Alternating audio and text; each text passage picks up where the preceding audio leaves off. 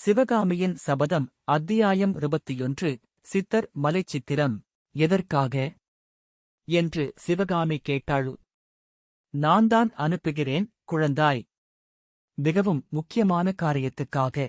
சென்ற 9 வருஷ காலமாக இரவும் பகலும் நான் கண்டு கொண்டிருந்த கனவு நிறைவேறப் போகிறது. சிவகாமி, இந்த உத்தம புத்த சந்நியாசிவின் உதவியினால் நிறைவேறப் போகிறது என்று ஆயனர் கூறியபோது அவருடைய மொழிகளில் முன் போலவே ஆர்வமும் பரபரப்பும் பொங்கித் ததும்பின.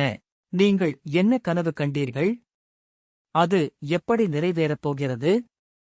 எனக்கு ஒன்றுமே விளங்கவில்லையே என்றாள் சிவகாமி. அஜந்தா மலை குகையிலுள்ள அதிசய வர்ண சித்திரங்களைப் பற்றி உனக்கு பல தடவை சொல்லியிருக்கிறேனல்லவா? 500 வருஷம் ஆகியும் அழியாத அந்த வர்ணச் சேர்க்கையின் இரகசியத்தை அறிந்து வருவதற்காகத்தான் இந்த பிள்ளையை, என் அருமை நண்பரின் மருமகனை, வடக்கே அனுப்பப் போகிறேன். 500 வருஷத்து வர்ணமாவது அழியாதிருக்கவாது? எனக்கு நம்பிக்கைப்படவில்லை அப்பா என்று சிவகாமி கூறி, சந்தேகமும் அவநம்பிக்கையும் வெளிப்படையாக தோன்றிய பார்வையுடன் சந்நியாசிவை நோக்கினாள். அதை நம்புவது கஷ்டந்தான்.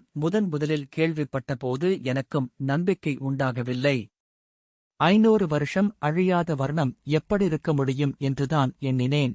நானே கண்ணால் பார்த்த பிறகுதான் நம்பிக்கை உண்டாயிற்று என்றார். ஆயனர் இவ்விதம் கூறியதும் புத்த சந்நியாசிவும் சிவகாமியும் தங்களுடைய வியப்பை ஏக காலத்தில் தெரிவித்துக் கொண்டார்கள். கண்ணால் பார்த்தீர்களா